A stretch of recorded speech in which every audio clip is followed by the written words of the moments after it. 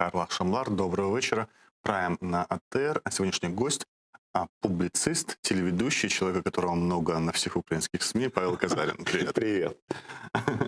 Наверное, что многие начинают забывать про то, что ты из Крыма, потому что ты такой очень, ты такой больше, чем даже украинский публицист и Да ведущий. не. Ну, крымское оно остается. Я просто, с одной стороны, как бы не всегда, может быть, на этом делаю какой-то особенный отдельный акцент. Ну, просто потому что, знаешь, есть вот всегда риск стать этим профессиональным крымчанином, да, ценность которого на украинском материке определяется только его пропиской.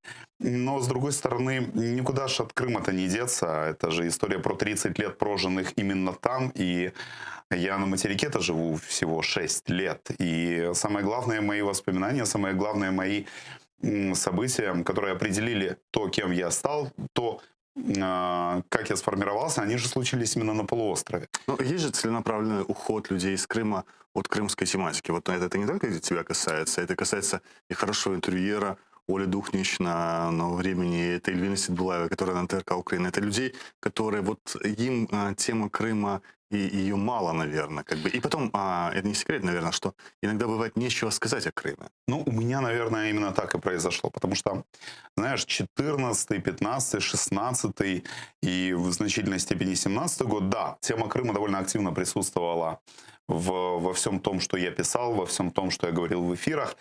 Просто в значительной степени весь тот корпус смыслов, который был мне доступен в отношении полуострова, я его проговорил.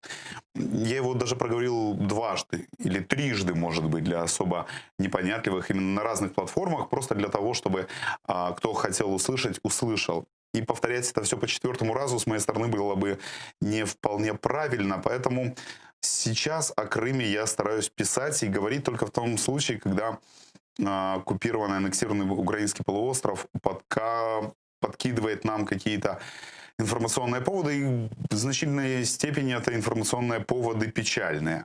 Ну, не знаю.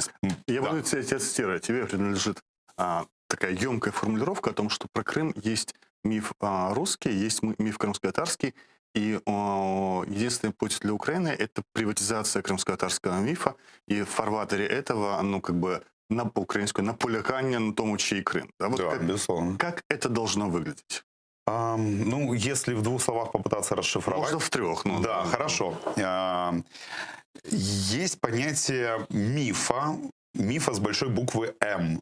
Не как выдумки, миф не как выдумка, а миф как система коллективных представлений о чем бы то ни было. Я не знаю, там, миф об отце, миф о матери, миф о каком-то регионе.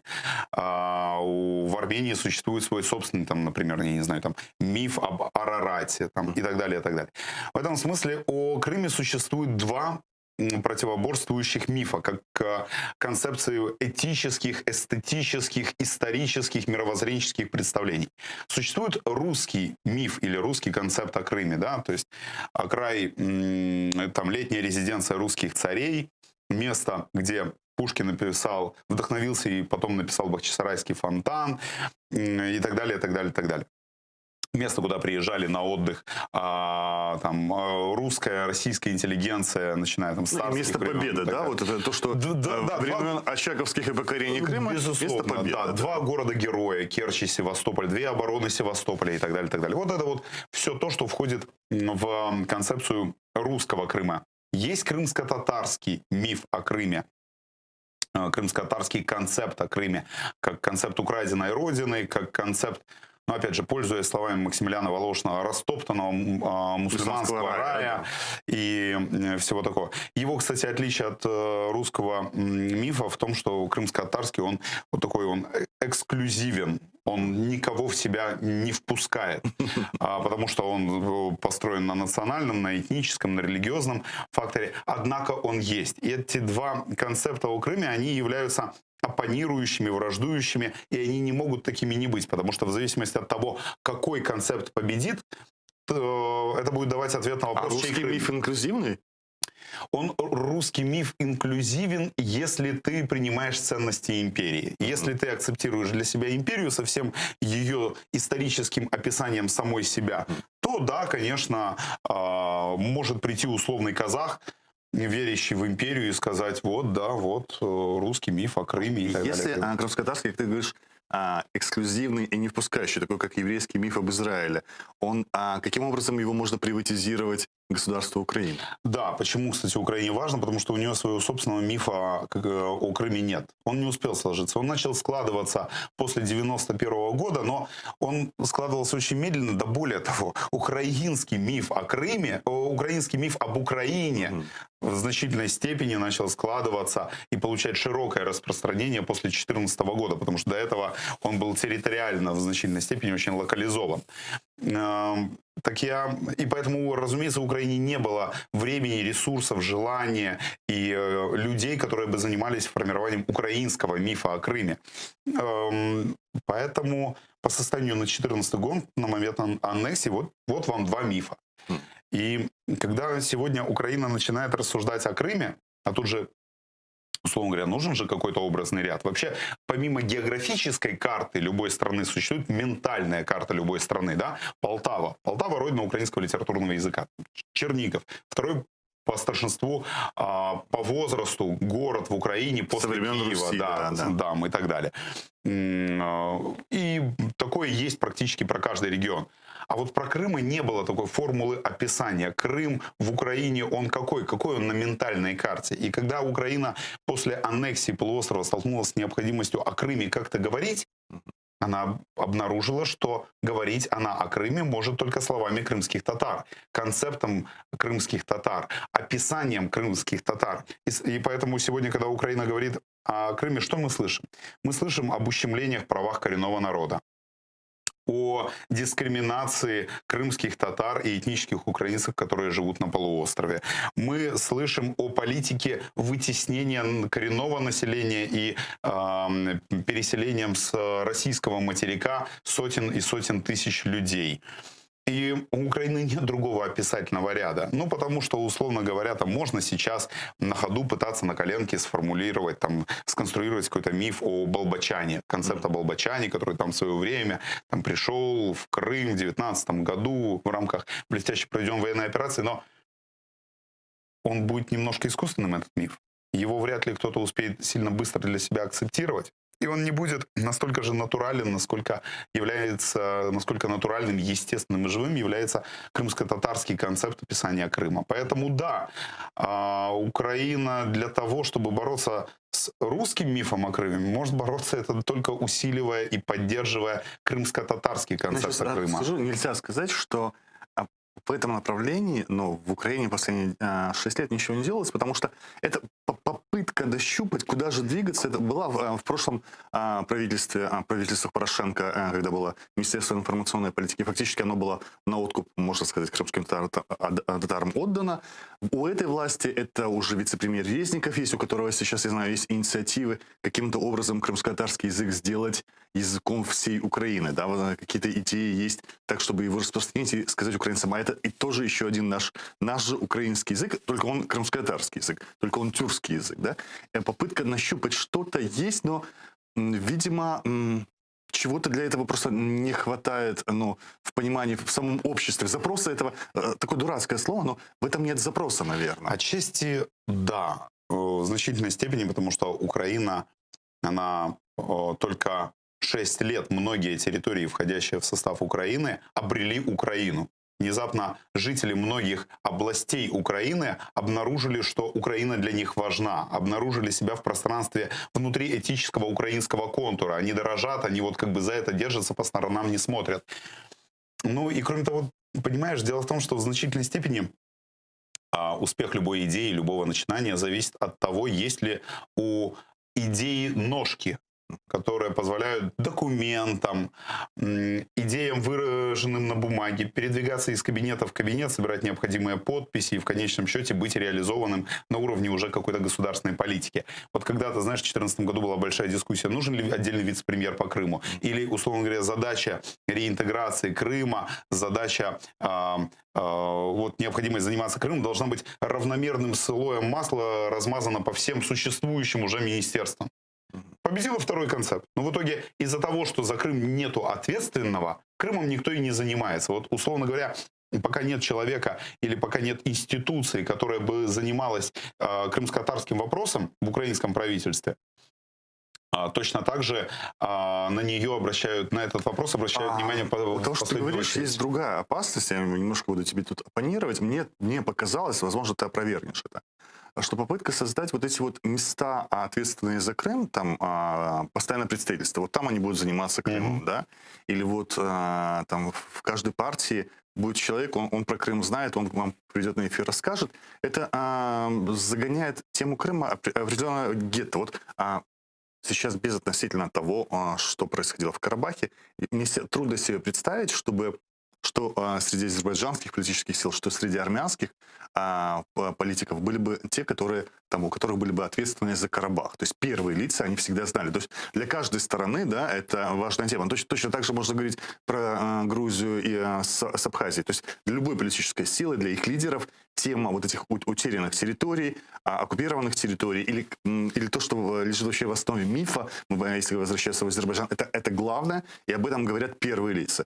У нас первые лица, там, кроме когда-то Порошенко, сейчас часто ли мы слышим от первых лиц политических сил темы Крыма? Ее нет. Они и зачастую, когда разговариваешь с их технологами, они говорят, что просто лидеры не знают тему Крыма, у нас есть ответственные за Крым. Да, есть такое. И это история про то, что Украина в своих территориальных границах появилась как независимое государство в 1991 году, но тебе мало иметь границу, прописанную на карте. Важно, чтобы все территории, которые входят внутрь этого пограничного контура, были вписаны еще в ту самую ментальную карту, которая будет находиться в сознании каждого гражданина страны.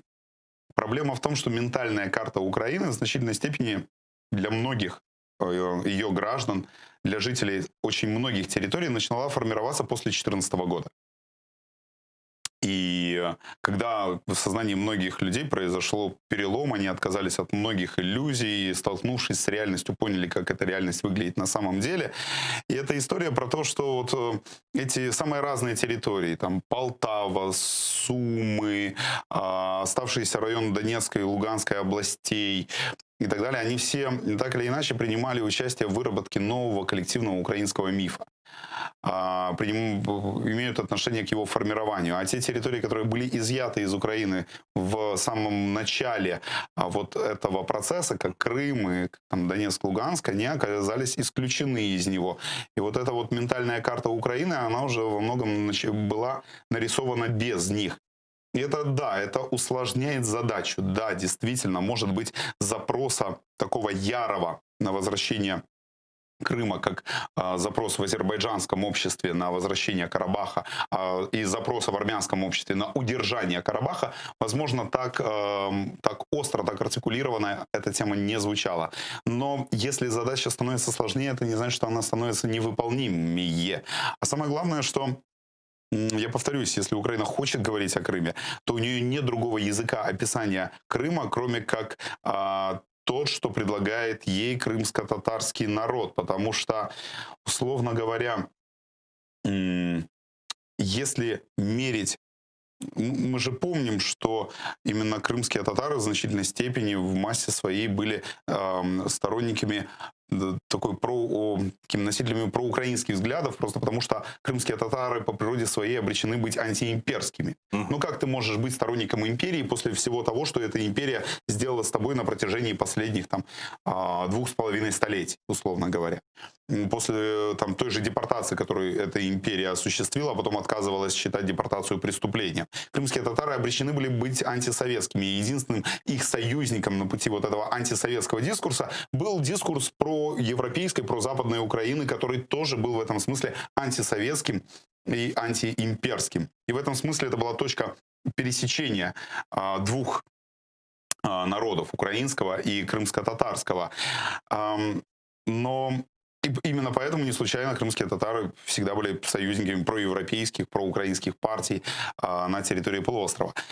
Но сейчас... Но как только мы подходим к таким вещам, как автономия, она, наверное, уже всем надоело, кто этой темы касается. Мы слышим даже о тех людей, которые, казалось бы, я понимал, на первый вопрос, были союзниками очень часто крымских татар, как Сергей Куницын, которые вдруг говорят, ну, а в Крыму есть не только крымские татары. Все, вот. А тут же большая, ну, во-первых, с одной стороны, это дефицит понимания того, что есть национально-территориальная автономия в украинском обществе, в том числе среди украинских элит.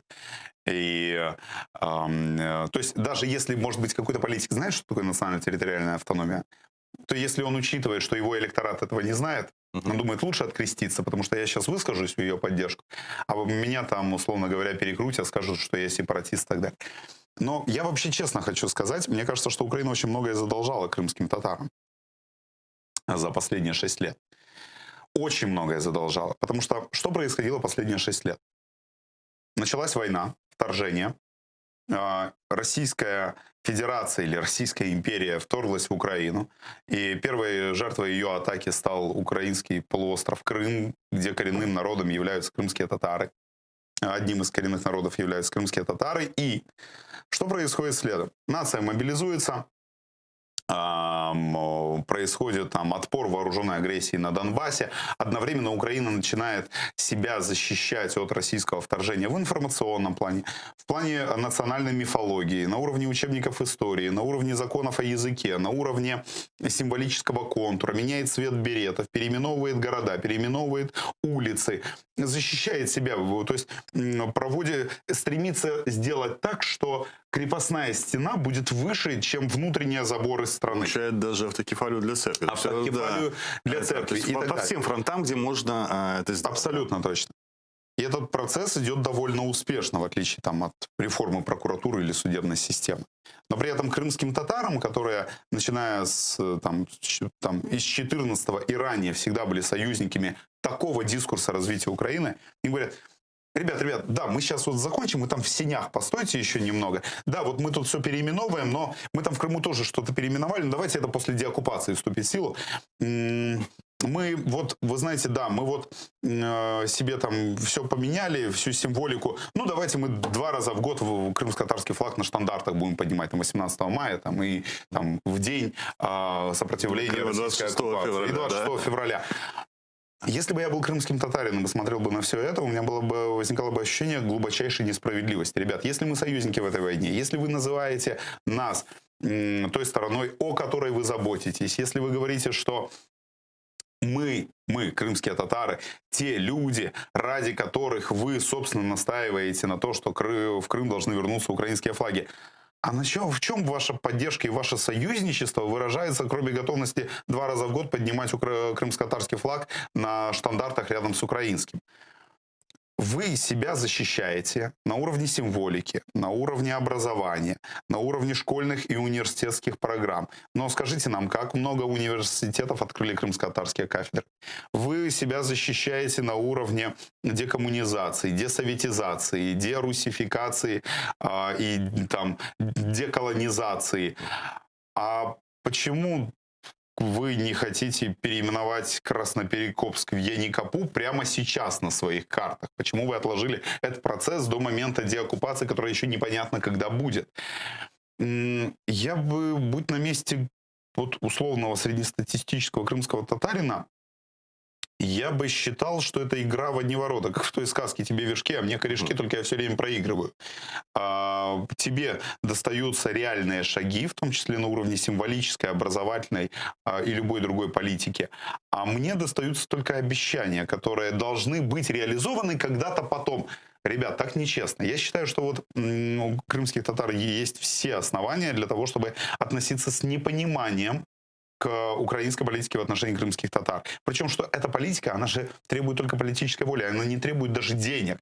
Ну, условно говоря, если и требует, то очень небольших. То есть все-таки, когда мы глубоко заходим в эти темы, мы понимаем, какой-то страх остается. Я думаю, что это комбинация чувств. У кого-то это страх перед какими-то непонятными татарами, которые в украинских учебниках истории всегда захватчики.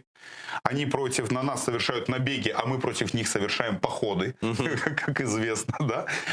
вот, которые там занимались какими-то страшными вещами на юге Украины и так далее, и так далее. То есть у этих людей у них страх и непонимание, и дефицит информации. У кого-то просто равнодушие. Ну, точно так же, как, я не знаю, у человека, живущего, может быть, в Сумах, совершенно нет понимания контекста закарпатских венгров или там русин. И Бойковщина, Лемковщина, для него это пустой, странный и непонятный набор звук. Точно так же, как, наверное, где-нибудь в Виннице есть непонимание того, кто такие крымские татары, и нет эмоциональной вовлеченности в их проблемы, и нет эмоциональной готовности им сопереживать. То есть для этих людей это равнодушие. Для третьих людей это просто история про... Третьи просто хотят Российскую империю, поэтому им крымские татары для них, естественно, и органический враг, точно так же, как для них и Украина в ее не советском, не имперском изложении тоже является врагом. Это третья категория. Поэтому я думаю, что это сумма чувств. Но самое главное, что в сложных вопросах, которые требуют сложных решений, волевых и политических, без отдельного ответственного и без отдельного ответственного ведомства, человека, который будет пушить тему, который будет, условно говоря, теми ногами, который будет переносить документы из кабинета в кабинет, не обойтись. И если абсолютно правильно вот прозвучало, что Карабах, він закарбован в серцях як армян, так и азербайджанцев, да. Да, то Крым в этом смысле, к сожалению, для русских и для крымских татар порой оказывается более значим, чем для официальной Украины. И, повторюсь, это усложняет задачу, но не делает ее невыполнимой. Среди крымских татар есть тоже свои мифы, которые рушатся, мне кажется, частично ежегодными голосованиями в ООН по крымским резолюциям, когда мы видим, что, возможно, близкие культурно тюркоязычные страны бывшего Советского Союза не то что не голосуют, как это делают там Узбекистан или Туркменистан, а иногда голосуют против этих резолюций, где речь идет о крымских татарах, о их правах, о нарушениях этих прав. Это делает Казахстан и Киргизстан. То есть это то, что тема почвы и крови уже не работает в этих случаях. А кто его знает, какой мотив у Казахстана? Что его больше прельщает? Он не хочет ссориться с 12... В России 12% мусульман, если не брать Крым. То есть от 145 миллионов это где-то 16 миллионов, да, получается, где-то плюс-минус, да, это криво, косо считаю. Ну, 16 миллионов мусульман. Так вот, когда, там, условно говоря, какой-нибудь Казахстан или Кыргызстан голосует за российскую модель описания того, что случилось в Крыму, это его безответственность по отношению к крымским татарам или его нежелание ссориться с 16-миллионной мусульманской уммой, которая живет на российском материке, и которая, наверное, вполне себе разделяет ту версию событий, которую транслирует там в Башкортостане и в Татарстане официальный Кремль. Мы не знаем. Ну, кстати, я хотел с тобой поговорить об этом. Позиция Казахстана дала почву для злорадства в Украине. Это одномоментно произошло его голосование за российскую версию, да, и эти высказывания в российском информационном поле об отсутствии Казахстана как государства, о подарках, вся та же риторика, что была в отношении Украины, подарки Советского Союза и Российской империи, а Северный Казахстан, где вообще казахов никогда не жил. Ну да, это, конечно, ну то есть, понимаете, империя и имперский дискурс — это же как наркотик. То есть ты подсесть на него можешь, а дальше он все время требует повышения дозы, потому что иначе ты не получаешь той же эйфории. То есть в 2014 году ты сперва забираешь Крым и говоришь о том, что Украины не существует, и потом ты смотришь на Грузию и начинаешь там говорить о том, что грузины живут на подаренных землях. А потом в какой-то момент ты начинаешь говорить это тоже в отношении тех стран, которые всегда считались твоими ближайшими союзниками, как Казахстан. Это повод напрячься Казахстану? Ну, безусловно, это повод напрячься Казахстану. На самом деле, Казахстан был повод напрячься еще в 2014 году, когда если Россия, рассуждая о крови и почве, забирает у другой страны часть ее территории, то понятно было, что Россия точно так же может начать всматриваться в Северный Казахстан и рано или поздно начнет говорить о нем на языке имперского дискурса. Просто удивляет даже, что это начало происходить только в 2020 году, когда российские ВИПы, российские депутаты начинают в открытую в отношении дружественного государства говорить на языке имперского дискурса и отменять право Казахстана на те территории, которые входят в его Что состав. не выглядело, что мы просто сейчас говорим о чем угодно и о Казахстане. У тебя был до оккупации опыт, такой эксперимент пожить, поскольку там по месяцу в столицах, да, бывших союзных республик, чтобы понять, что ты успел увидеть, да? Что-то успел. Мне все время было интересно. То есть, если в 89 году в одном железнодорожном купе окажется, там, я не знаю, белорус, молдаванин, скажем, там, узбек и, скажем, там казах, то, понятно, у них будет общая рамка того, о чем говорить. А вот если бы они оказались вместе в одном купе, например, там, в 2017 году, вот осталась бы рамка общего или сумма не Что было в 2013 за год до Крымской оккупации? Я тогда катался по Беларуси, я катался в Узбекистан, Самарканд, Бухара, Ташкент. Но нужно понимать, что многие центральноазиатские страны, они все равно заложники тех режимов, которые консервировались в них в конце 80-х, начале 90-х годов. И в этом смысле Узбекистан мне тогда напоминал пирамиду такую перевернутую, которая стоит на острой части. Да? Я все время думал, когда вот выбить оттуда Ислама Каримова, да, вот завалится ли пирамида или там просто в нужный момент там подставят какую-то другую, вот, условно говоря, другой волчок, и она удержится. Ну, как казалось, удержались. Вот. Я думаю, что мы просто обречены наблюдать в ближайшем будущем, вот, с одной стороны, уход тех людей, которые выросли из общих советских номенклатурных бушлатов, и из общих этих советских номенклатурных каракулевых шапках, в которых они ездили там в 80-е годы стоять на мавзолее там, на День Победы и на 7 ноября. И приход другого поколения людей, которые воспринимают, кстати, эти страны совершенно не как часть условного Запада, да, а воспринимают скорее как вот данным Узбекистан, так насладимся же им, да, условно говоря.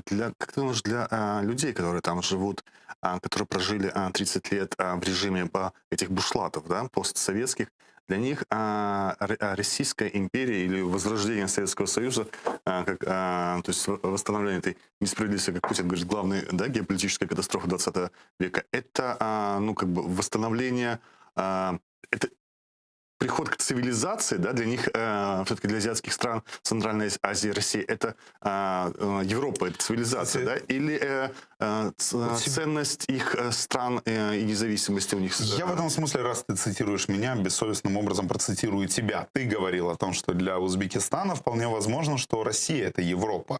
Ну, просто потому, что вот если смотреть на карту, то это, Запад там. Высказывание Евгения Глебовицкого, что для Кыргызстана это Россия, это Европа. Да? Да, в значительной степени. Поэтому я думаю, что отчасти для многих там российская система является более, условно говоря, западной, нежели нередко та, что существует в их собственных странах. Но дело в том, что нужно понимать, что одним из очень важных игроков в Центральной Азии является Китай. И, например, когда мы следили за событиями в Кыргызстане, мы подняли там статистику. Там, главный держатель внешнего долга Кыргызстана — это Китай.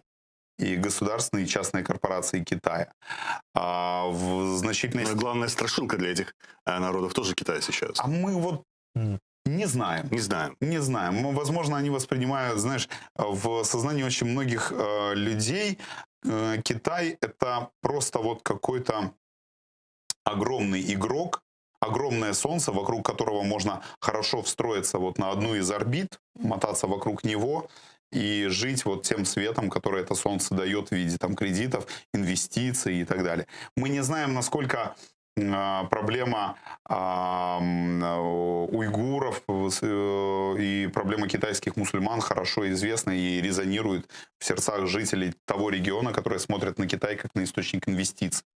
Эта тема практически не освещается для них, и, насколько я понимаю, даже для Турции это проблема освещать проблему уйгуров, потому что Китай действительно глобальный игрок, и Получается, что если в Центральной Азии, то есть Россию балансирует Китай, и, наверное, какого-то прямого вторжения вряд ли можно... Дело в том, что не думаю, что там Кыргызстан является для России какой-то территорией. Ну, прежде всего, мы говорили о Казахстане. Казахстан, да. Ну, вообще, как бы, современная политика, это же современная геополитика, это история про солнечные системы, да, в центре крупное ядро, Солнце, центр системы, а потом на орбитах вращаются все остальные, да, если какая-то страна уходит далеко от этого Солнца, то рано или поздно она с дальней орбиты одного Солнца может перейти на дальнюю орбиту другого Солнца, как это пытается сделать Украина, которая была в составе советского вот Солнечной системы, а потом около российской Солнечной системы, потом дрейфовала, и теперь пытается уйти на одну из дальних орбит европейской Солнечной системы. Точно так же, как, условно говоря, чем дальше мы идем на восток, то там есть свое Солнце, это Китай. И Казахстан в этом смысле имеет право выбора, ему на орбите российской Солнечной системы быть или на орбите китайской Солнечной системы быть, где ему там выгоднее и так далее. Или вообще остаться в кольце метеоритов. Или остаться в кольце метеоритов, да, быть вольной такой кометой. Хотя современный мир — это же не мир независимости. Современный мир — это мир наиболее эффективных систем взаимозависимости Почему и так синергии. иногда ощущение вот в крымско-татарском обществе, что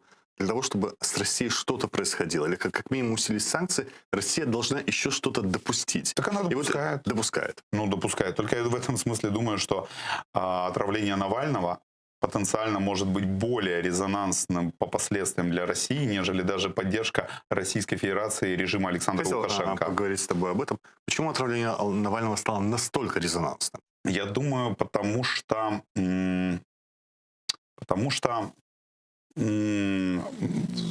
с одной стороны, потому что это, во-первых, очень персонифицированная история. История с Литвиненко была такой же персонифицированной, и она гремела на весь мир, и ни у кого не было сомнений, кто это сделал. Это было до 2014 года. Да.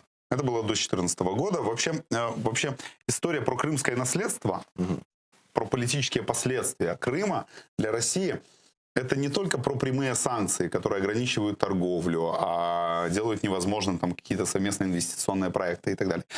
Это переформатирование рамки описания того, что такое Россия.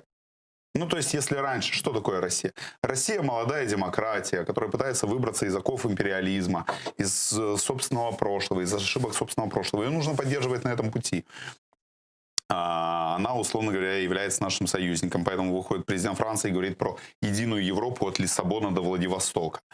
То после 2014 года и всего, что последовало за ним, после Донбасса, Солсбери и так далее, Россия — это государство хулиган, государство-террорист, который пытается разрушить единство западной демократии, пытается играть в гибридную войну не только с Украиной, но и с остальным миром, который пытается устраивать военный переворот на Балканах, который пытается вмешиваться в выборные процессы. Мы не можем на нее прямо повлиять, просто потому что это ядерное государство. И его, условно говоря, как режим Слободана Милошевича, нельзя приструнить военным образом, но сам формат описания реальности, ты когда теперь зовешь российского политика, российский ансамбль на какое-то культурное мероприятие, российского политика на какую-то конференцию, российскую делегацию на какой-то симпозиум, это не, условно говоря, не делегация из Польши, не делегация из стран Балтии, не делегация из Украины, не делегация из Молдовы. Это делегация из страны, которая ведет себя не вполне по правилам. То есть, я объясню. Это делегация из нацистской Германии? Нет. Нет. Нет. Вот почему России везет? Советский Союз позиционировался очень просто, как антитеза всей западной цивилизации. Да? Победит либо Советский Союз, либо западная цивилизация. Либо коммунисты, условно говоря, рухнут, и режим их падет. Либо, условно говоря, либеральная демократия навернется, сломает себе шею, и красные советские десантники будут высаживаться, условно говоря, на площадке перед Белым домом. Вот такое вот было описание. И в рамках, когда у вас такое описание реальности, все средства хороши, никакие ресурсы не чрезмерны для того, чтобы победить вашего онтологического соперника. Россия сегодня — это нечто иное. Россия сегодня в глазах Запада — это страна, которая идет в долгом перечне стран, которые противостоят западной цивилизации, пытаются ей понемножку вредить, регулярно показывают кукиш, но при этом они не являются вот такой прямая явная угроза. То есть Россия для Европейского Союза это как Турция, как Филиппины, как отчасти Да, как есть высказывания части и еврочиновников, и американских, когда они не часто это говорят, они говорят, ВВП России это ВВП меньше Италии в районе Испании. Да, это ряд реально просто проблемных стран. Турция является проблемой для Европейского Союза? Да, является. Она одновременно как часть решения многих проблем для Евросоюза, там, с беженцами и так далее, так и часть проблемы. Там и ее споры с Грецией по поводу делимитации там, морских границ, по поводу того, кому принадлежат там, источники, там, ресурсы газа там, в этих приграничных морях и так далее, и так далее. Она, безусловно, отчасти источник проблем. Но Россия член Совбеза, постоянный член Совбеза, член ядерного клуба. Я просто объясняю, как мне кажется, анализируя там западные публикации в западной прессе, что Россия для Европы и для мира это не нацистская Германия, это не Советский Союз, который нужно победить любой ценой. Это проблемное государство, которое, безусловно, доставляет много хлопот и горестей, и трагедий своему собственному населению тех территорий, которые она контролирует, жителям соседних стран. Но в этом смысле нужно как бы ее обескровить и уменьшить количество вреда от нее. Но это не значит, что мы должны быть готовы к крестовому походу. На данный момент Россия все-таки прогнозируемая угроза. Я думаю, что в Европе очень многие склонны ее воспринимать, ну, условно говоря, в самой же России тоже есть несколько концепций. Одна концепция, ну, которая там была в нулевые годы. Мы часть Европы, да, от Лиссабона до Владивостока. Выходит Путин и говорит, наша задача догнать Португалию по уровню ВВП, да. Очень амбициозно. Империя не ставит себе таких задач. Это мелкое буржуазное государство может поставить себе такие задачи. И такое видение у России, как части Европы, наверняка сохраняется у какой-то исчезающей малой прослойки российских системных либералов. А может быть, уже и у них не сохраняется. Вторая концепция – это то, что Россия – это блоха на спине китайского медведя. Она должна заскочить, соответственно, на китайском медведе, ухватиться к нему за шерсть и вот как бы переждать трудные времена. Третья концепция – это концепция изоляционизма. Россия – это осажденная крепость, мы должны ощериться во все стороны пушками. Сурковская, да, одиночество. Я думаю, что это Караганов, скорее, ближе вот туда, наверное. Ощериться во все стороны, ну и Сурков, наверное. Ощериться во все стороны пушками, ждать, пока этот период флуктуации в мире перейдет, чтобы потом выйти на эти развалины и на этих развалинах попытаться занять свое место в мировом политбюро. Точно так же и в Европе есть несколько концепций. Есть Макрон, который выходит и говорит, от Лиссабона до Владивостока мы должны интегрировать Россию, договариваться и так далее. Есть Германия, которая смотрит на Россию, понимает, что это малоуправляемая, довольно хаотичная страна с имперским рессентиментом, который Германии знаком как никому.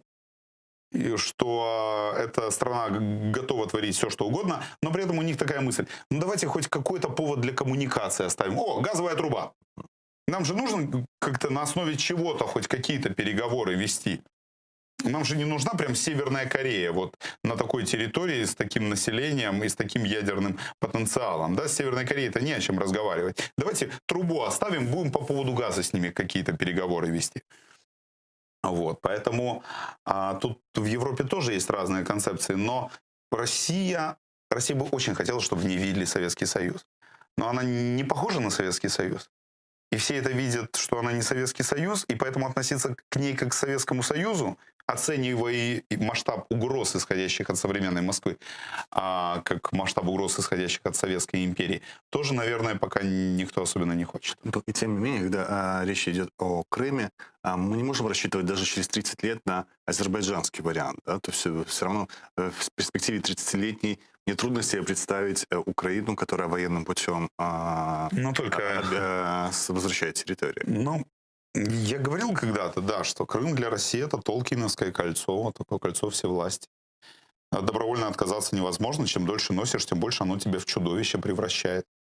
И в этом смысле крымский вирус от аннексии Крыма, а вирус этого имперского рессентимента, он продолжает циркулировать в российской кровеносной системе. Там ее спикеры официальные говорят, что Польша виновата в том, что Германия на нее напала в 1939 году. Потому что, ну как же можно? Мы же сами аннексировали, да? Значит, если мы поступили правильно, то и немцы тогда правильно все сделали. Это Польша плохо артачилась, не шла на немецкие требования, которые были вполне выполнимы и так далее. И они так говорят на своих эфирах перед 9 мая. Но при этом, да, она будет, мне кажется, держаться за за украденные территории до последнего. И это просто означает то, что, ну, как бы, ну, чтобы Латвии получить независимость, чтобы Литве получить независимость, нужно было сущая безделица развалить Советский Союз. 50 лет. Там было между 40-м годом и 90-м ровно Да, 50 да, лет. да, да. А какие временные рамки ты даешь? Ой, не знаю. изменений? Ой, вообще, вот правда Любишь не берусь. фантазировать? Я очень много фантазировал в 14-15. Мгм. Вспомнишь эти фантазии, как тогда тебе Ну, виделось? тогда, условно говоря, мне казалось, что российский ресурс устойчивости. Мы же помним, когда рубль Мгм. падал, когда золотовалютные резервы за там, месяц могли упасть с 500 до 350 миллиардов, там, условно говоря, долларов и так далее. Мне казалось, что ресурс выживаемости России намного меньше. Мне казалось, что она столкнется с проблемами значительно раньше, что проблемы будут куда более масштабными, что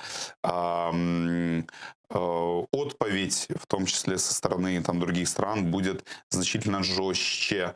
Мне тогда казалось, что украинский этический контур, он будет куда более повсеместным. То есть ты не ожидал, на самом деле, такого отката в самой Украине, да? То есть, как бы... И отката в самой Украине отчасти не ожидал, потому что тогда была иллюзия по поводу того, что этика Майдана будет повсеместной этикой. Она значительно расширилась, но не стала прям вот настолько повсеместной, насколько хотелось бы в это верить. А во-вторых, Россия оказалась более... Ну, просто Россия нашла вторую нефть. Она объявила второй нефтью своих собственных граждан. И вот уже 6 лет подряд затягивает им пояса. Так типа, Васенька, миленький, еще капельку. Эта власть, нынешняя украинская власть, она вот, мы сейчас понимаем, формирует новые ценности, да? А по отношению к России она какая? Я думаю, что нынешняя власть, она никакая. И в этом смысле это бы... Ну, то есть, тут же понимаешь, как любопытно. В Украине всегда мы привыкли исходить из того, что вот есть два полюса. Проукраинский, он же проевропейский чаще всего, и пророссийский.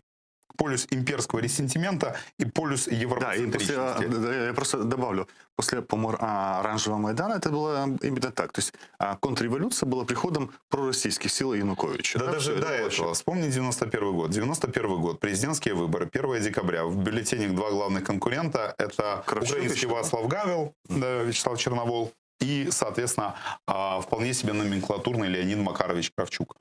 И те, кто хотел и независимости, и Европу, и там украинские ценности, голосовали за Черновола, а те, кто хотел независимости как право не кормить республики Центральной Азии, такую СССР 2.0, шли голосовать за Леонида Макаровича. Вот он и победил на всех территориях, кроме 3 западноукраинских областей, где победил Черновол. 94 год. Леонид Макарович и Леонид Данилович, Кучма и Кравчук. Но в этот момент Кучма уже воспринимается как пророссийский политик, и он идет на теме восстановления связей с Москвой там, и так далее, и так далее. На его фоне Кравчук уже проевропейский и проукраинский. И за него голосуют все те регионы, которые не голосовали за него в 91-м. Раз в 99 году это было на контрасте уже с Симоненко. Да, и в 99-м... Ты хочешь сказать, что сейчас произошло что-то другое? Я думаю о том, что в 2019 году, если бы вот прежняя схема сработала, то во второй тур должны были выйти, условно говоря, Бойко и Порошенко, или Медведчук и Порошенко. Кстати, наверное, для Порошенко это была бы единственная возможность остаться президентом на второй срок. Выставить против себя большее зло, да, попасть в ту же ситуацию, в которой Кучма оказался в 99 году, когда за него голосовать-то не хотели, но Симоненко всем казался таким страшным, что, ну, как бы пошли голосовать за, соответственно, Кучму на фоне Симоненко. Но внезапно разрушилась эта прежняя концепция, когда каждый президентский выбор – это референдум о будущем и о том, куда же нам плыть, на восток или на запад. Зеленский не столько пророссийский. То есть, условно говоря, если есть у нас проевропейский лагерь, ототожнением которого является сейчас, условно говоря, там, ЕС, «Голос» и так далее, а вот здесь вот пророссийский, ОПЗЖ, там всякие шариевцы и прочее, здесь между ними инертное большинство, которое во время каждых выборов просто примыкало либо к этому лагерю, либо к этому, в зависимости от того, кто им продаст картинку оно могло в завтрашнего дня. один тур выбрать Порошенко, и оно могло дать 73% во втором туре Зеленскому. И, условно говоря, эти люди в 2004 году клали свои электоральные гирьки там, Ющенко, а в 2010-м там, Янукович. то в 19-м произошло иное. Это инертное большинство, это аудитория холодильника Нашла своего кандидата. нашла в бюллетене своего собственного кандидата, которым стал Зеленский, который был аполитичен, который всем все обещал, который не мешал себя придумывать. И в итоге инертное большинство не стало не примыкать ни к проевропейскому лагерю, ни к Сейчас я тебя пророссийскому лагерю. буду опять цитировать тебя. Но инертным это состояние не может долго сохраняться, и тут опять начинают действовать законы и политической физики, куда-то это начинает притягиваться. Ну, я думаю о том, что Зеленский вообще человек довольно аполитичный. Мы о его политических взглядах еще в 2018 году ничего не знали, и нам было неинтересно, да, о чем, условно говоря, стендап-комик думает там, о политике, об МВФ и так далее. Я думаю, что его политические взгляды начали формироваться в 2019 году, когда он объявил о том, что идет в президент. И в этом смысле для него, с одной стороны, и этика Майдана, это не его этика, он не был на Майдане, это, знаешь, как то, что происходило фоном и где-то. Но для него важно другое. Ему важно говорить на том языке и тем понятийным аппаратом, который будет восприниматься в этой стране как источник легитимности, как тот, что даст ему возможность говорить от языка большинства. Ну, то есть в США ты не можешь выйти и говорить симпатия об эпохе, там, я не знаю, наверное, английского, британского владычества над Соединенными Штатами. Это будет противоречить как бы этой коллективной этике. Да, Америки, да. И ты не можешь как бы с симпатией отзываться об эпохе рабовладения, потому что это будет противоречить этическому контуру современных Соединенных Штатов, да. Я не знаю, где-нибудь там соответственно, там, я не знаю, там, в европейской какой-нибудь стране там свои этические красные линии, через которые ты не можешь переступать. И я думаю, что Зеленский человек абсолютно аполитичный. Он просто пришел и присмотрелся так, а какой тут язык, какой тут понятийный аппарат является как бы этически приемлемым. Вот это, говорить о Майдане, о российской агрессии, о нашем стремлении в Европу, окей, дайте два. Если бы этика Майдана проиграла, если бы победила этика антимайдана, то мы бы сейчас от Зеленского слышали бы о братских народах, о совместном героическом прошлом. То есть, то, что этого нет, это говорит о том, что этика Майдана не проиграла. Да, я думаю, что Зеленский воспринимает этику Майдана как то, что позволяет ему говорить от лица украинской нормы, от лица украинского большинства. Он ее воспринимает, этику Майдана и риторику Майдана, как то, что дает ему публичную легитимность. И получается, у этой части населения восстановление территориальной целостности — это не первый, даже не 10-й пункт порядку денного. У Зеленского, и у его избирателя. Я думаю, что он как бы есть, но где-то там. Где-то вот как-то вот... А давайте мы еще взвесим, чем за это платить надо. Причем, понимаешь, сейчас же даже не идет вопрос о том, что там мы должны жестко взять и восстановить территориальную целостность. Да? Ну, нет сейчас таких ресурсов, чтобы победить ядерное государство в прямом боестолкновении. Да? Но есть же большой вопрос, связанный с актуализацией крымско-татарского дискурса, с интеграцией не как поглощением, а именно в правильном смысле интеграции крымских татар в украинское общество, создание образовательных программ, языковых программ, открытие кафедр по изучению истории крымских татар, крымско-татарского языка и так далее, и так далее. Но это же все тоже строится от запроса. Но каким-то образом, при том, что ему это вряд ли, наверное, самому интересно, понимание в его команде этих вещей есть, да? Я думаю, что да. И с назначением именно Джипар первым заместителем министра иностранных дел, да, и команда, которая есть вокруг Гриневича, представитель президента, кто пуширует данное направление, на твой взгляд? Очень сложно сказать. Дело в том, что вот система принятия кадровых решений в офисе президента непонятно. Такое ощущение, что это вот разные люди, кто первый добежал до уха Зеленского или, там, я не знаю, там. То есть, потому что очень сложно как бы увязать в одно целое и Олега Татарова, который там разгонял протестующих, ну или точнее оправдывал Беркут, который разгонял майдановцев, и именно Джипар, да, то есть назначение ее. Я думаю, что наверное, в офисе президента есть представление о том, что вот есть некий правильный политез, и есть должности, которые, может быть, не связаны с очень большими деньгами и потоками, которыми мы можем расплатиться в рамках этого политеса, да, то есть как бы Хотите вот заместитель министра? Будете крымская тема? Ой, замечательно. И у нас головной боли не будет, и мы будем говорить, что... Вот, и вы будете за это отвечать. И вы будете за это отвечать, да. А на реальные потоки, ну, мы сейчас вот поставим там какого-нибудь делягу из, может быть, из лагеря коллективного антимайдана и так далее. Я думаю, что эта власть, она не злонамерена, она просто цинична. И она в большей степени не про Россию, а про свою собственную выгоду, про свой собственный кошелек. Она не профессиональна еще вдобавок. Идея просто перестать стрелять, даже о Крыме, если честно говорим, о Донбассе, она сработала? Я думаю, что, ну, с одной стороны, мы видим что количество потерь на фронте действительно сократилось, и перемирие, оно сокращает там, этот печальный мартиролог из числа убитых украинских солдат и офицеров. Но может ли выродиться во что-то большее тактика просто перестать стрелять? Нет, не может. Потому что вот как бы это всегда история.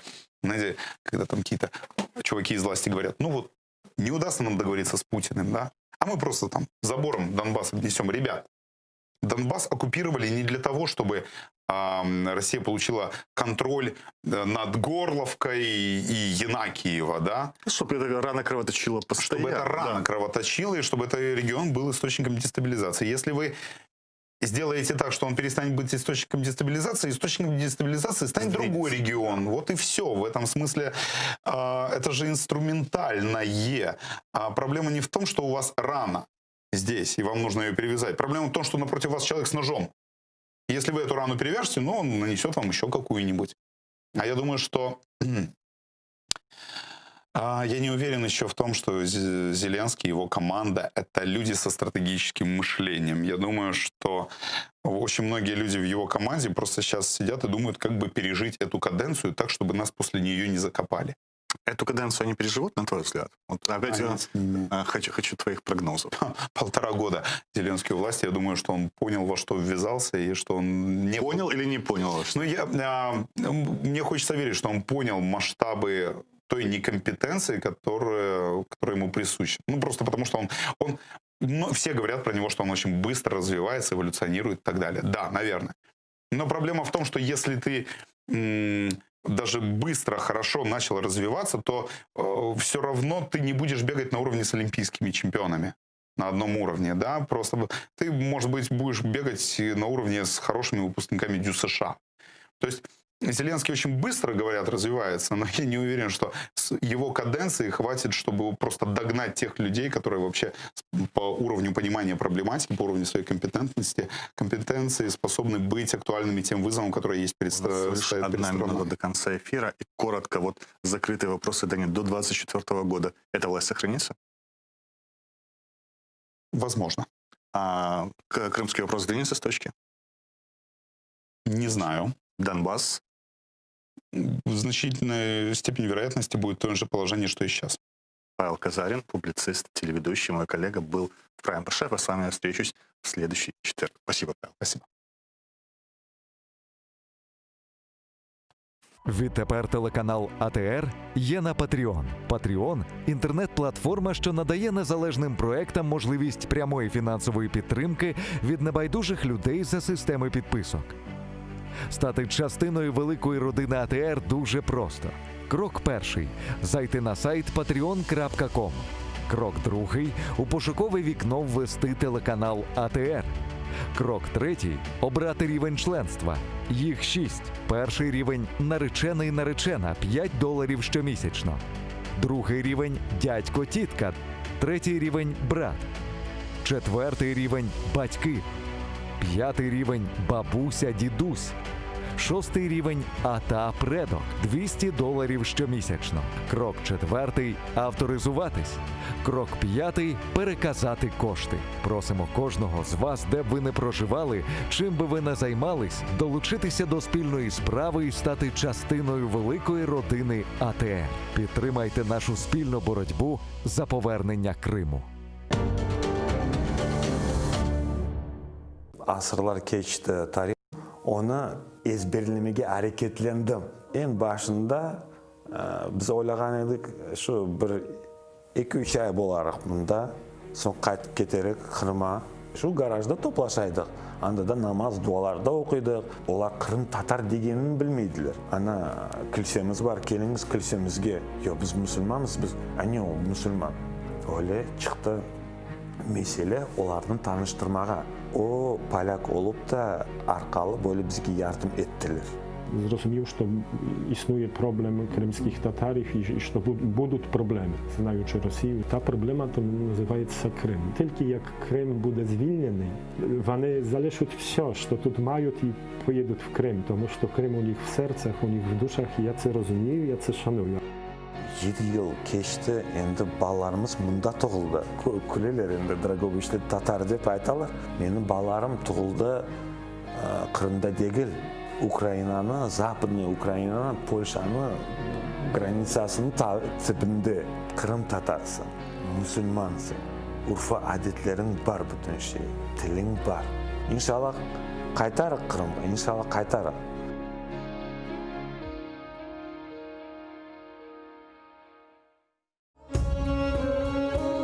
Каковы были причины похода крымского хана Гази-Герая на Москву и как складывались его отношения с подданными? В конце весны 1589 года Гази-Герай получил известие о готовившейся провокации со стороны Московии. Опасный рейд ожидали на границах ханства, где уже были сосредоточены ногайские отряды. Казалось бы, меры безопасности были соблюдены. Смотрите в программе «Алтын Девор» в цикле «История династии Гераев». В эту субботу, 19 декабря, в 17:35 по киевскому и 18:35 по крымскому времени на телеканале АТР. Бура Гази-Герай II. Часть 3. İşte kadimi sudak çok dengişe. Onu dengiştirgen bizim halkımız, vatandaşlarımız sudakka qaytkan.